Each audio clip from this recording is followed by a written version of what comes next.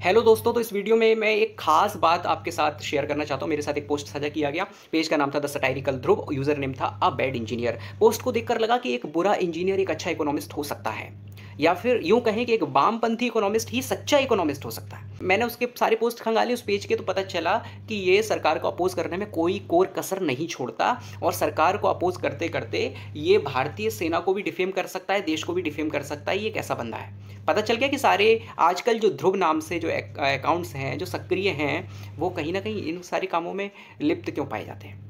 आगे मैं बढ़ता हूँ, अपनी बात बताता हूँ कि उस पोस्ट में ये बताया गया कि भारत की जीडीपी जो है आज जापान की जीडीपी को ओवरटेक कर चुकी है, लेकिन भारत कई मामलों में जापान से पीछे है, जैसे कि पॉवर्टी में, अनएम्प्लॉयमेंट में। लेकिन फिर भी हमारी सरकार या हमारे लोग दिखाते हैं कि हम जीडीपी हमारी काफ़ी ऊपर पहुँच रही है, जापान को भी ओवरटेक कर चुके हैं हम।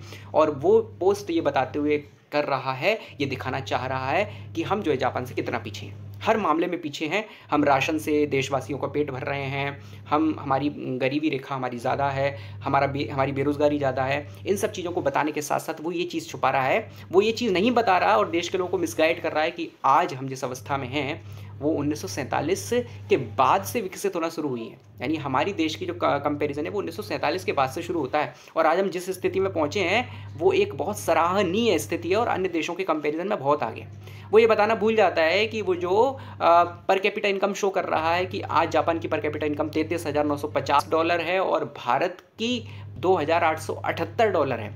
ठीक है, मान लिया भाई। जिस जापान के साथ वो कंपैरिजन कर रहा है, आप देखिए कि उस पर डेप्ट कितना है। उसका डेप्ट है 270%, और उसकी जो जीडीपी की ग्रोथ रेट है वो 1.8% से भी कम है। ठीक है, और आज हम 140 करोड़ की आबादी हैं। अगर ये डिफरेंस दिखाई दे रहा है तो आबादी के बीच का भी तो एक बड़ा अंतर है।